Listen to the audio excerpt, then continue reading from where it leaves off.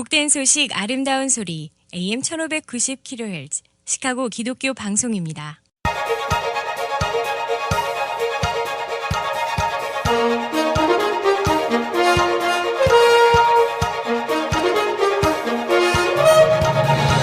김정일 해설위원의 시사 해설. 세상을 넓게 봅니다. 삶의 지평이 넓어집니다.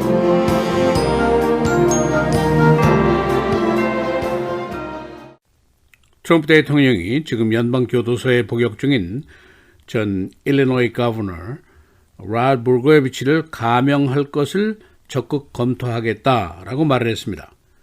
그는 지금 부패죄로 14년 징역형을 선고받고 콜로라도 교도소에서 복역 중입니다. 그가 석방이 되려면 2024년에 형기가 끝나니까 아직 5년 정도가 더 남아 있습니다. 이 대통령에게는 어떤 죄인이든지 사면을 해줄 수 있는 특권을 가지고 있습니다. 트럼프 대통령은 이미 여러 명에게 이 사면 특권을 행사를 했습니다. 그러나 그 사면 특권의 행사는 대부분 정치적 이해를 위한 정치적인 행동이라고 볼 수가 있습니다. 이 불고예비치에 대한 사면 또는 감형 고려도 역시 매우 정치적인 배경을 가지고 있습니다. 그래서 그의 사면에 대한 의견도 정상적인 기준으로는 설명이 잘 되지가 않습니다. 우선 불고예비치가 민주당 주지사였는데 그러나 지금 공화당 대통령이 감형을 시도하고 있습니다. 또 역시 민주당인 J.B. 프리스커 일리노이 주지사 그리고 로리 라이프 시카고 시장도 이것을 반대를 하고 있습니다. 그런가 하면은 공화당의 의회 지도자들도 그의 감형을 반대하고 나섰습니다. 그러나 역시 민주당인 닉 더빈 상원의원은 또 이를 지지하고 있습니다. 그래서 오늘은 트럼프 대통령의 불고예비치 사면 또는 감형 거론의 내용은 어떤 것인지 이에 대한 찬반 의견 또 정치적인 이해득실은 무엇인지 정리를 해보겠습니다. 트럼프 대통령이 이번 주에 에어포스 원으로 이동 중에 기자들에게 불고예비치 전 주지사의 감형을 적극 추진하겠다라고 말을 했습니다. 그는 이때 불고예비치가 매우 불공정하게 대우를 받고 있다라고 그 이유를 설명했습니다. 14년 징역형이 선고됐을 때도 그에 대한 처벌이 좀 지나치다 하는 의견이 물론 있었습니다. 그가 한 일은 당시에 오바마 대통령이 당선이 되면서 빈자리가 된 상원 의원석을 거버너 불고예비치가 임명하는 권한을 행사하는 자리였습니다.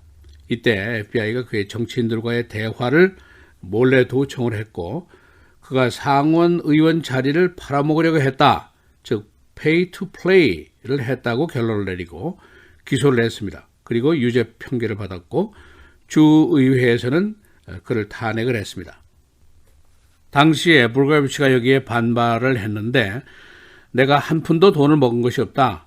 이것은 정치적인 행위다라고 반발을 했습니다. 그러나 당시의 정치적인 환경도 그랬고 그의 행위도 못마땅하다는 평판을 여러 군데서 받았습니다. 일리노이 주지사 지난 8명 중에 4명이 감옥에 갔습니다. 그만큼 부패가 만연한 것이 일리노이주고 정치 환경이 좋지가 않습니다.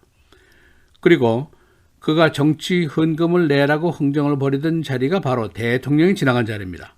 또 그가 전혀 그 이후에 회개의 모습을 보이지를 않았습니다. 그리고 불고예비치는 트럼프의 텔레비전 프로그램에 출연을 하는가 하면은 책도 출간을 하고 소위 법원의 처벌을 조롱하는 행위를 계속해 왔었습니다. 그래서 재판부의 괘씸죄가 추가되기에 충분한 행동을 했다. 그런 평판을 받고 있습니다. 여하튼 트럼프에게는 불고예비치의 감형 조치가 꽤 쓸만한 소재라고 볼 수가 있습니다. 그가 2016년도 선거에서 일리노이에서 불과 17%의 득표를 하는 망신을 당했었습니다. 중서부 지역, 위스콘신, 오하이오, 미시간이 모두 레드 스테이트로 변했는데 일리노이지만 블루 스테이트로 그대로 남게 되었습니다. 트럼프 대통령은 당시 선거 전 유세장에서 도망을 칠 정도로 시카고의 분위기가 험악했었고 그리고 시카고시 의회가 트럼프 타워의 앞길에 명명이 된 트럼프의 길, 이 팻말을 떼어버릴 정도로 반 트럼프의 분위기가 매우 강했었습니다. 이제 지금 그가 대통령이고 또 4년을 더 하겠다고 나선 시점인데 민주당 거버너라도 내가 사면을 하면은 사면할 수 있다. 이런 것을 시카고에게 과시할 수 있는 기회가 될 수도 있습니다. 또 블고예비치에게 표를 주었던 사람들이 트럼프를 좋아할 수도 있다, 이런 계산을 할 수도 있었습니다. 그러나 같은 민주당이지만 J.B. 프리스컬 주지사의 입장은 또 다릅니다.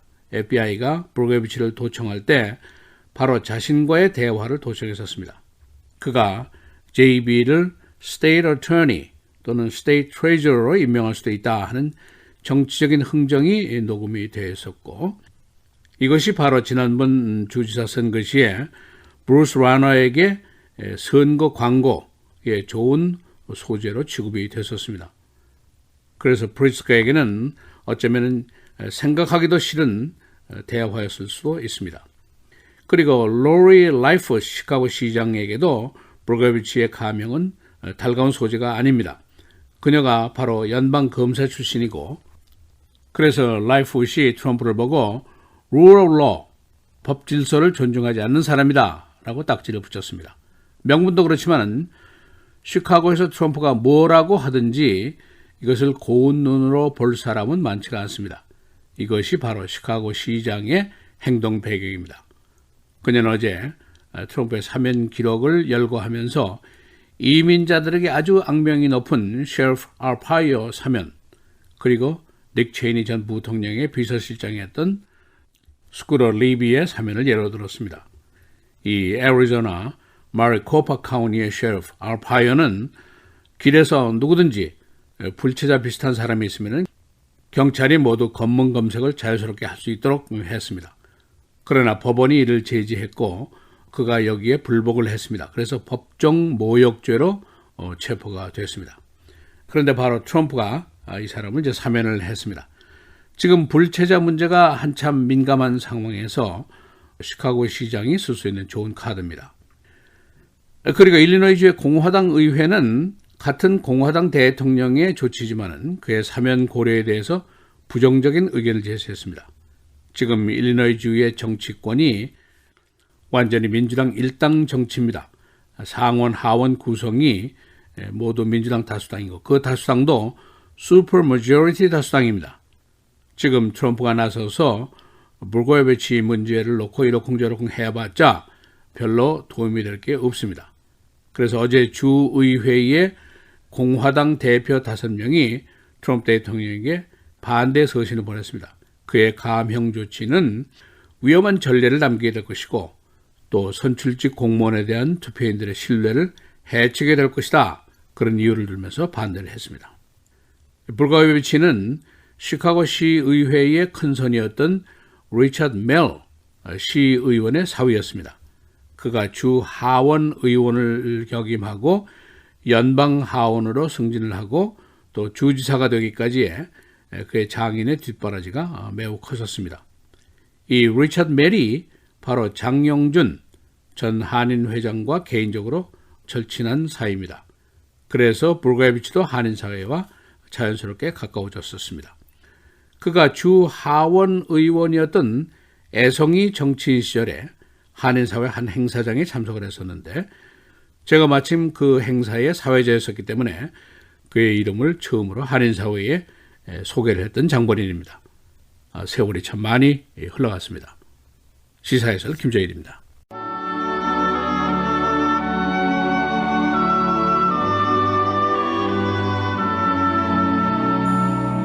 사람의 마음에는 많은 계획이 있어도 오직 여호와의 뜻만이 완전히 서리라.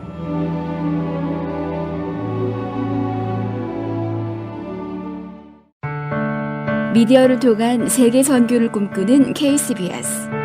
이제는 라디오가 없어도 KCBS 시카고 기독교 방송을 실시간으로 청취할 수 있습니다. KCBS 시카고 기독교 방송에서는 쉽고 간편한 라디오 청취 서비스를 제공합니다. 스마트폰 애플리케이션 서비스 안내 앱 스토어에서 KCBS를 검색해 시카고 다운타운 그림의 KCBS 아이콘을 무료로 다운받아 설치하시면 스마트폰으로 실시간 KCBS 생방송 청취가 가능합니다. 정규 방송 시간 후에는 CBS 기독교 방송이 실시간 방송됩니다. 또한 시카고 기독교 방송 웹사이트 kcbs1590.org에서 생방송 듣기 메뉴를 통해 KCBS 라디오를 실시간으로 청취할 수 있습니다. 김정일 해설위원의 시사해설 방송도 스마트폰 KCBS 앱을 통해 매일 청취가 가능합니다. KCBS 앱의 왼쪽 상단에 위치한 메뉴에서 J킴 뉴스를 클릭하시면 다시 듣기 서비스가 가능합니다. 또한 페이스북이나 유튜브에서도 김정일 해설위원의 시사해설 진행 방송 청취가 가능합니다. KCBS 실시간 청취 서비스에 관한 자세한 사항은 시카고 기독교 방송 전화 847-583-영원구원 583-영원구원번으로 문의하시기 바랍니다.